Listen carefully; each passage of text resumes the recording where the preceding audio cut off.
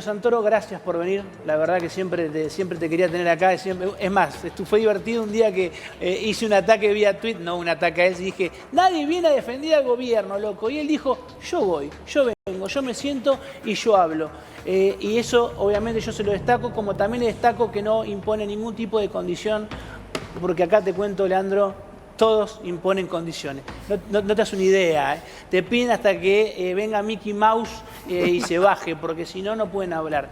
¿Qué se le dice al que está del otro lado, que no sabe qué va a comer mañana, que está viendo estos números, ese 20%, que está recaliente, que la política se pelean entre ellos? ¿Qué le decís a esa persona? Mira, cualquier cosa menos demagogia. En principio, como ser humano, abrazar a cualquier ser humano que está pasando por una situación difícil y tratar de contener en la medida de las posibilidades. Lo que pasa es que cualquier tipo de análisis que nosotros podamos hacer en la televisión queda descolocado frente a la cruda realidad. Le debe pasar lo mismo a ustedes, que relatan la realidad, que tratan de encontrarle explicaciones, pero cuando está frente a una tragedia y no morfar es una tragedia, lo más saludable. Yo siempre digo que los periodistas hablamos de inflación, pero cuando vamos a reclamar a que nos aumenten el sueldo por inflación, no aparece, nunca está. No, es un tema... Digo que le pasa a todos, ¿no? Sí, claro. Sí creo que lo importante es que la gente vea que la dirigencia y la política en general no está en una burbuja, no está preocupada por sus propios problemas, porque eso genera más bronca. Eso es importante. Sí. Aclararlo de vuelta, por favor. Sí, porque, a ver, yo creo que todos somos conscientes que la pelea con la inflación es un problema estructural en nuestro país. No apareció ayer la inflación. Sin duda. Alberto asumió con 54% de inflación de la gestión anterior. Y además es un tema recurrente que va mucho más allá de Macri y los gobiernos anteriores. Pero cuando la sociedad percibe que en lugar de resolver los problemas, los políticos están preocupados por ocupar espacios, por pelearse entre ellos o por lo que sea, esa bronca, ese hastío, se hace más intensa y más evidente. Y hay algunos que quieren potenciar eso para generar caos. Digo, gran parte de la oposición, gran parte. Y hay gente también que se pone a hablar sin darse cuenta que puede generar una irritación importante en la sociedad. Pero yo creo que también hay muchas veces la endogamia política produce que los políticos hablen de los problemas que le preocupan a los políticos porque solamente se vinculan con políticos, viven en una burbuja y esa burbuja lo lleva a disociar la realidad de sus deseos. Claro. Entonces vos escuchás muchos dirigentes políticos que te hablan de lo que quieren ser.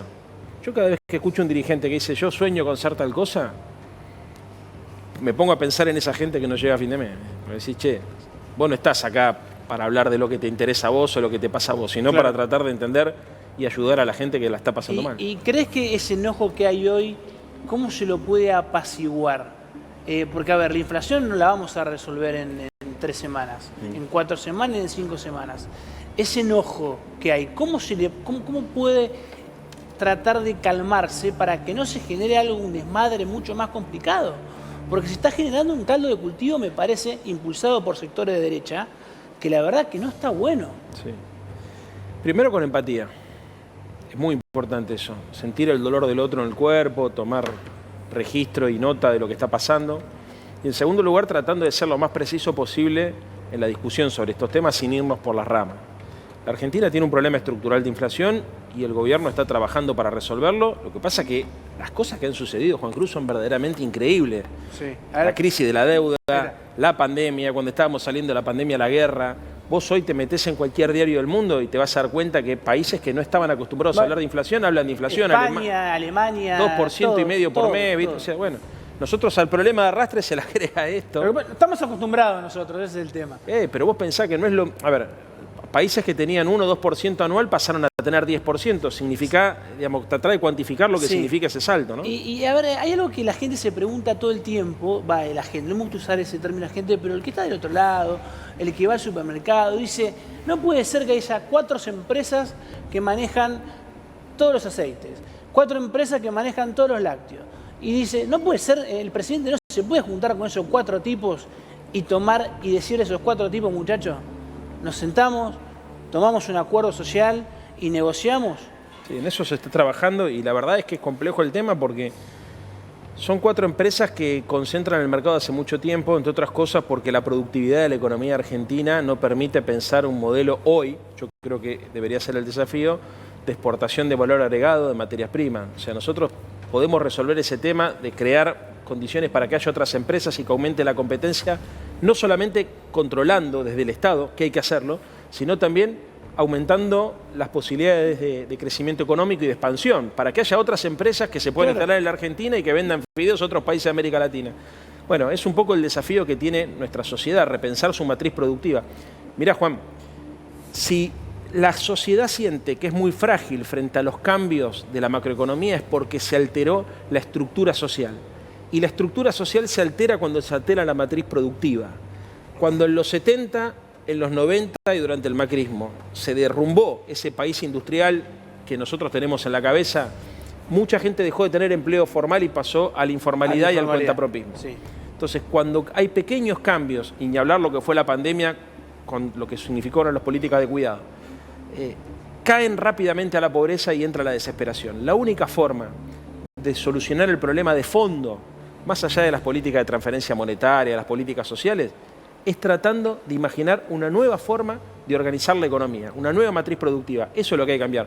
Los problemas estructurales se cambian pensando en la matriz productiva, estamos laburando para eso, pero eso es algo que lleva la responsabilidad de varios gobiernos. Para adelante, cambiar la matriz productiva para que haya más empresas, que además si hubiese más empresas que aumentaran la oferta, también habría más mano de obra y salarios de mejor calidad.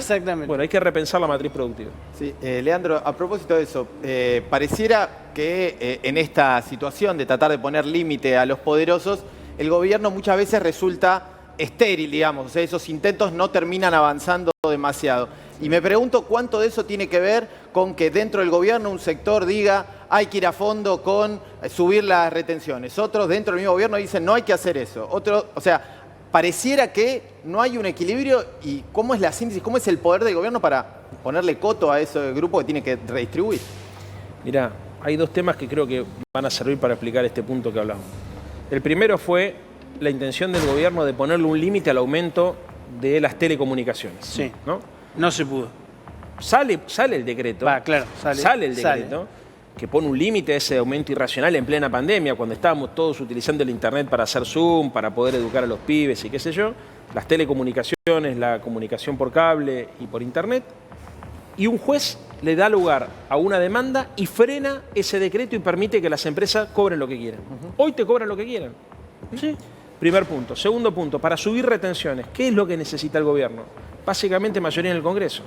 Porque para modificar sustancialmente las retenciones lo que necesitas es una ley del Congreso, porque no se puede sacar de otra manera. Y nosotros no logramos conseguir el número para aprobar el presupuesto, imagínate lo que significa conseguir la retención. Claro. Entonces, de lo que se trata me parece de entender la complejidad de nuestro país y saber que la tensión, o más que la tensión, vamos a buscar otra palabra, tenemos que tratar de generar conciencia social para que la política en su conjunto logre ponerse de acuerdo en 3 o 4 medidas.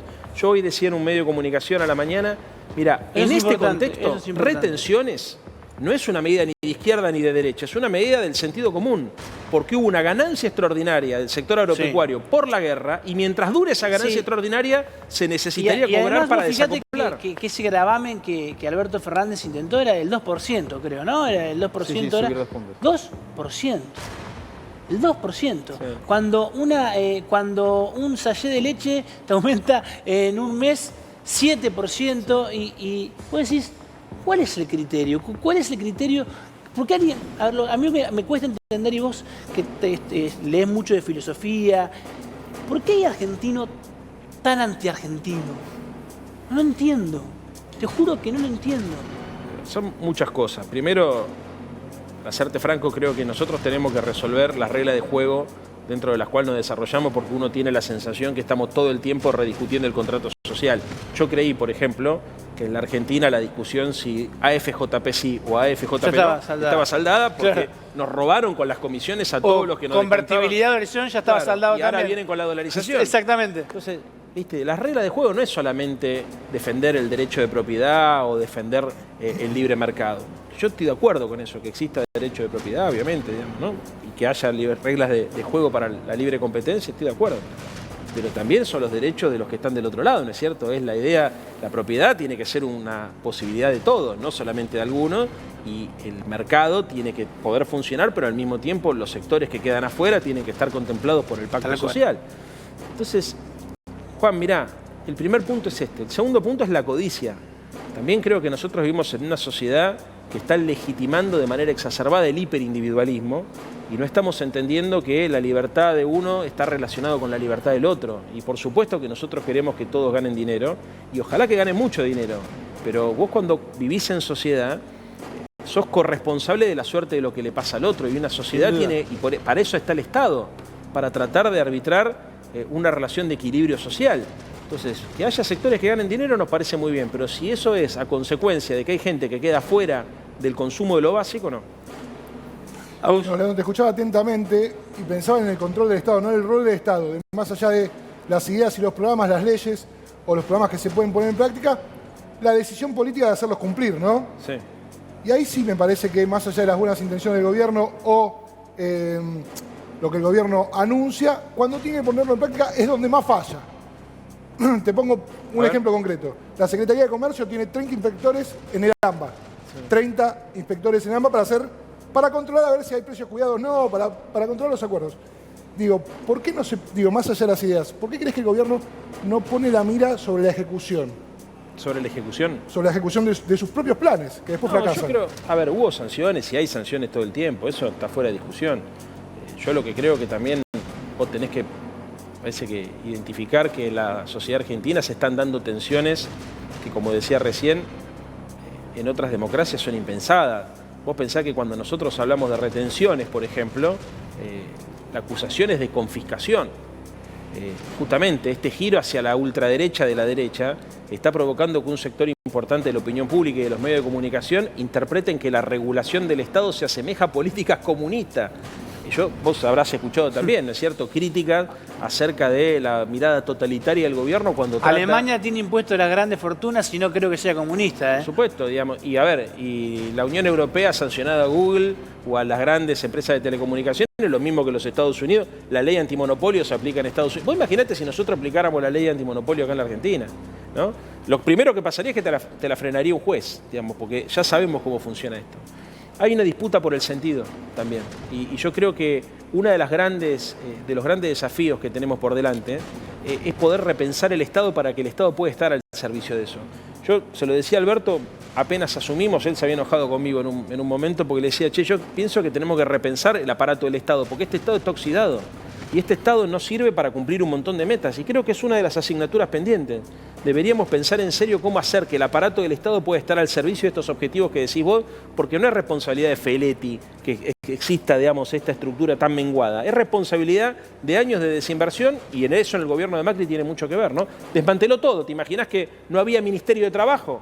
No, claro, pero el tema surge cuando una de tus principales políticas para atacar la inflación es el acuerdo con los empresarios, que ni siquiera es obligatorio, es voluntario. Exactamente, por eso primero, y si ni siquiera a ese que es voluntario podés ir a controlarlo con un inspector porque no lo tenés.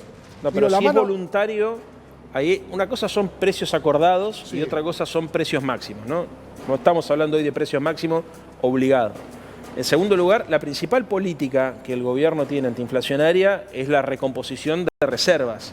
Vos recomponés reservas para modificar las expectativas devaluatorias, que es lo que estaba presionando antes de la guerra. La gente tenía la sensación que ibas a entrar en default, que no te iba a alcanzar los dólares para afrontar las importaciones o los pagos de deuda y se refugiaba en el dólar. Los agentes económicos tomaban esa decisión, el dólar y la brecha, digamos, el dólar paralelo y la brecha crecía, eso impactaba sobre los precios y estábamos en un problema enorme. Esa situación, por eso yo te decía que es realmente increíble lo que ha pasado, porque esa situación se empieza a resolver y el 24 de febrero se declara la guerra, se disparan los precios de la energía y de los alimentos. Realmente es insólito lo que ha sucedido. Qué distinto sería con Vicentín, ¿no? Si se hubiese podido... Sí, pero igual, ojo, porque países, digamos, desarrollados en el mundo están teniendo el mismo problema, porque los precios de los productos que fijan referencia a los alimentos se definen en Chicago. Pero, por ejemplo, yo recién te pregunté, y lo hago siempre como chiste, pero hay una explicación de, por ejemplo, siempre digo el mismo ejemplo, ¿por qué se cae un avión en Uganda y crece la lechuga y aumenta la lechuga en Argentina? ¿Es por el empresario? Es la globalización. O sea, hoy hablamos de una hiperglobalización donde los mercados, las tendencias, están todas... Y un empresario garca también. Por supuesto que sí, yo te hablaba de la codicia recién. A ver, yo está claro que creo que se necesita un Estado más fuerte, más presente para controlar y que además gasto público y regulación son dos herramientas fundamentales del Estado para garantizar la armonía social. Y el problema es que tenés un sector de la derecha y de la opinión pública que supone que sin gasto público y sin regulación la cosa puede andar mejor. Ya vimos lo que pasó durante el periodo de la dictadura militar con Martínez de Oz y durante los 90 con Domingo Cavallo, lo que ocurre cuando se retira el Estado. El libre mercado ya sabemos. Sí. Ayúdame a pensar en voz alta también, porque esa idea de que estornuda cualquier pájaro en Uganda e impacta también en nuestro país, pienso automáticamente en la crisis financiera de 2008, claro. Cuando estalló la burbuja. Exacto. Argentina no fue uno de los primeros países en resentirlo. ¿Qué pasó? El efecto tequila en su momento. Está bien, sí, pero digo, en el 2008 al contrario, Argentina no sintió de manera directa ese impacto por políticas internas, públicas. ¿Qué podemos copiar de ese momento para que no suceda lo mismo? Porque ya estamos en mes 4, casi mitad de mes 4. Es una gran pregunta. ¿Sabés lo que pasó? ¿Qué pasó? Que teníamos regulado el sistema financiero, porque gobernaba Cristina. Entonces, cuando vos desregulás el sistema financiero y tenés una crisis de esa naturaleza... Estás tirando una frase que me gustó. Claro. Debería gobernar Cristina de vuelta para regular el mercado financiero. Hoy, si pasara lo mismo por las regulaciones que tiene el sistema financiero, tampoco sucedería. De hecho, estoy poniendo el ejemplo... No, ya sé. De mamá y papá. No divido mamá y papá. No me equivoqué. Gobernaba Cristina en el 2008, había un sistema financiero regulado y entonces la crisis no afectó tanto. De la misma manera que hoy, con Alberto Fernández al frente del Ejecutivo, cuando todo el mundo esperaba que la recuperación de la Argentina demore 5 o 6 años, está demorando 1. Claro. Nosotros en un año recuperamos lo que perdimos durante la pandemia y un pedacito de lo de Macri. Y eso no es por casualidad, eso es porque hubo un Estado presente que generó las políticas inclusivas y las políticas productivas necesarias para que no se cierren empresas, no se pierden puestos de trabajo y que la tendencia de la tasa de desocupación se invierta. Es cierto, la macro creció y eso la verdad que es admirable. A nivel global están mirando el efecto Argentina, pero sabemos, y el gobierno, Alberto Fernández lo reconoce, que la redistribución todavía no se ve. ¿Cuándo crees que se puede llegar a empezar a palpar? Porque las paritarias mañana empieza a implementarse, recordemos la canasta de los 60 productos en más precios cuidados en todos los de cercanía. Las paritarias ya se convocaron a partir de esta semana, pero el que está mirando dice, ajá, ¿cuándo lo empiezo a sentir esa famosa redistribución? Mira, hay una secuencia lógica que indica que primero se recupera la economía, segundo se recupera el empleo y tercero se recupera el salario. Si vos tenés una desocupación del 11%, los salarios van a la baja porque te rajan a vos y mañana viene otro. Sí, claro. Ahora, si tenés una desocupación del 5%, ya la situación es distinta, ¿no es cierto? Ahí es donde empieza a mejorar el poder adquisitivo del salario. El índice Gini igual en América Latina aumentó a 0,7, acá se ha reducido, y la respuesta de fondo a tu pregunta es la productividad. O sea, a ver, la Argentina va a poder recuperar a partir de políticas de ingreso y a partir de la recuperación de la actividad económica, poder adquisistivo del salario. Yo estoy convencido de eso. Pero igual vamos a estar en una situación de fragilidad. Eso está claro. ¿Cuándo crees que llega? Para resolverlo, bueno, el punto es, para resolverlo en serio, ¿qué es lo que necesitas? Mira, en los países donde mejor distribución del ingreso hay y mejor calidad de vida hay, son los países que se tomaron en serio el laburo de la productividad de la economía. ¿Qué significa? Aumentar la eficiencia y aumentar la calidad de lo que produce. Esto es repensar la matriz productiva para que mañana, porque vos podés hoy mejorar, porque mejoran las paritarias, porque tenés salario indirecto como subsidios, determinados mecanismos para mejorar el poder adquisitivo del salario, pero si pasado mañana llegara a ocurrir cualquier tipo de variación macroeconómica, la gente se vuelve a caer. Hay dos formas de hacerlo. Una inmediata, que yo entiendo que es la que se necesita y para eso hay que apostar al crecimiento de la economía y al desarrollo del empleo, y una de fondo, que es cambiando la matriz productiva, pensando en un modelo mucho más productivista. Me voy a meter en algo más de tus sensaciones. En este tiempo, desde que asumió Alberto Fernández, has tenido momentos de enojo, has tenido momentos de decepción, de quizás la idea de lo que vos querías o de lo que vos programabas de gobierno no estaba resultando. Yo creo que cuando a veces el gobierno comunica pelotudeces, vos te querés matar, porque la gente no tiene la era vacía y de repente se comunican de estupidez. Pero hace un año, no sé si vos te acordás, en plena pandemia, yo te hice una nota que para mí fue muy importante y me dijiste, Juan, estoy hinchado de las pelotas, me dijiste. Así me lo dijiste. Estoy repodrido de tener que salir a responder cosas que no me corresponden porque nadie da la cara. Estoy repodrido de tener que poner la cara por gente que no la quiere poner y yo estar respondiendo cosas que no me corresponden, que no tengo ganas. Estoy cansado porque mi idea de cambiar a Argentina era otra. ¿Te cambió esa sensación? ¿Tenés esa ilusión? ¿Se te renovó o estás cansado? A ver, cualquier militante político está obligado a ser inconformista. Sí. Yo además soy Lo especialmente pesimista, con lo cual, pero en la vida privada también, con lo cual atravieso por esas sensaciones, te podría decir, varias veces al día. Así que olvídate, no lo tomes tan al pie porque forma parte de mi personalidad. Mirá, yo realmente entiendo que el contexto que le tocó a Alberto gobernar es un contexto inédito. Si vos no tenés para morfar lo que yo te estoy diciendo, te importa un huevo. Pero la verdad es que, analizándolo, las cosas que han sucedido en la Argentina en estos últimos 2 años y medio son realmente increíbles, ¿no? Y en ese contexto yo entiendo muchas de las cosas que han salido mal o que no se han podido hacer. Pero yo te voy a decir algo. A pesar de todas las críticas que uno tiene para hacer y que por una cuestión lógica yo intento de no hacerlas en la tele porque yo quiero que a mi equipo le vaya bien, entonces las críticas las hago adentro. Pero te voy a decir una cosa. Alberto Fernández no es Lenín Moreno, el presidente de Ecuador que subió por izquierda y gobernó por derecha, que rompió el contrato electoral y hizo completamente lo contrario. ¿Alberto Fernández cometió errores? Sí, cometió errores. ¿Alberto Fernández tuvo una situación realmente compleja? Sí. ¿Se podrían haber hecho cosas mejor? Sí. Pero nunca tomamos una decisión en contra de lo que nos comprometimos a hacer. Eso no pasó. Entonces, eso es lo que me da tranquilidad. Sí. Si, che, ¿te gusta a vos la inflación tan alta? Alberto no cambió. ¿Cómo? Alberto no cambió.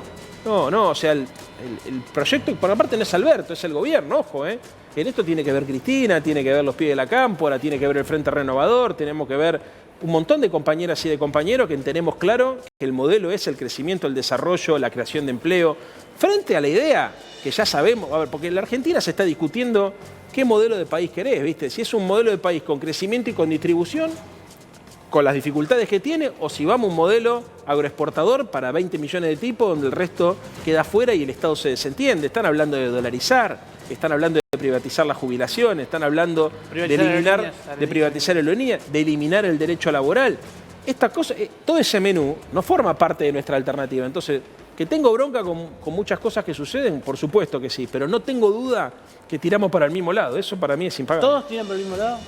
En este sentido, sí, no tengo ninguna duda. No tenés ninguna duda. En este sentido que te estoy diciendo, hacia dónde queremos llevar la Argentina, sí. Después habrá discusiones de forma, de estilo, de método, que son público conocimiento, está claro. Sí, además yo no me quiero meter en eso porque yo creo que a la gente realmente la interna política le importa un carajo, como insisto con esto, porque le está pasando realmente mal. Lo último que le quiero preguntar es, ¿cómo se resuelve esa interna para que al gobierno le vaya mejor? Nada más eso. Y no es con terapia de grupo, ¿no? No, igual eso de terapia de grupo fue un ejemplo que quiso poner sobre la inflación, digamos, ¿no? Pero sobre el acuerdo de precios y salarios. Sí. Pero allá está la metáfora. Primero, ¿estás hablando con Alberto? Sí, hablo todos los días. A ver, pero yo no soy Alberto, eso se los aclaro a todos, ¿me entendés? Porque hablar con el presidente no significa que uno... ¿Estás enojado? No, es mi amigo, o sea, pero sí, yo no soy el presidente, no soy el vocero del gobierno. Y hay muchas cosas que pienso diferente y creo que la gente se debe dar cuenta también, digamos, ¿no? Porque tengo una personalidad y una tradición política distinta. Yo vengo de otra fuerza política. Ahora, ¿sabés cómo se arregla esto? Creo que hay 2 temas. Primero, no perdiendo el eje de lo que nos pasa. Yo vivo como la gente que represento.